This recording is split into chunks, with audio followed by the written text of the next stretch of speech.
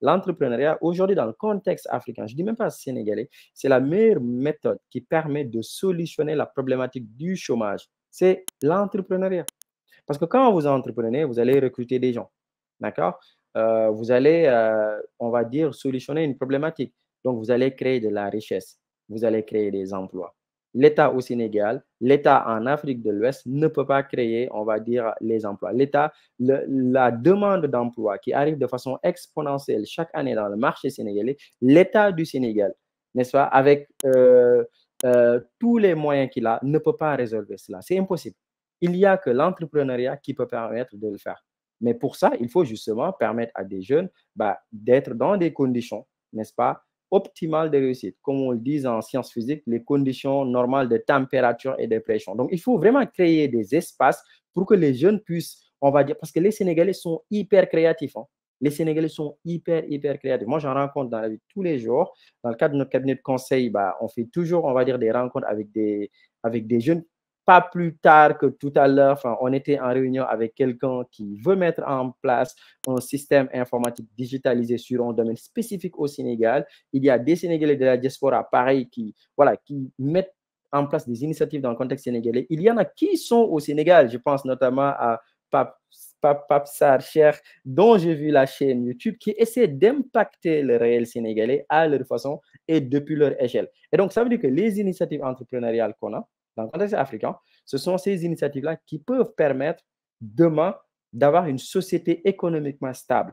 Parce qu'il faut le dire, les défis auxquels nous sommes fondamentalement confrontés, ce sont des défis qui sont éminemment économiques après les défis politiques. Bien évidemment, les défis politiques auxquels on est confronté impactent, n'est-ce pas, sur les défis économiques, impactent sur les défis sociaux sénégalais et africains. Mais d'abord, les défis économiques aujourd'hui, ils sont énormes. Ils sont énormes. D'accord? Et l'un des premiers défis, c'est d'abord le taux de chômage. On a aujourd'hui une population qui est hyper jeune au Sénégal. L'âge médian au Sénégal, c'est 19 ans. 19 ans, l'âge médian. On dit très souvent et depuis très longtemps que 60% de la population sénégalaise a moins de 20 ans. Vous vous rendez compte? On est 17-18 millions de Sénégalais. Les 60% ont moins de 20 ans. C'est énorme. C'est vraiment énorme. C'est vraiment énorme. Donc, aujourd'hui, la demande ne va pas arrêter, en fait. La demande ne va pas arrêter. Et l'État ne peut pas absorber ça. C'est impossible. L'État n'a pas les moyens d'absorber. L'État, ce qu'il peut faire, du coup, c'est de créer donc ces conditions-là.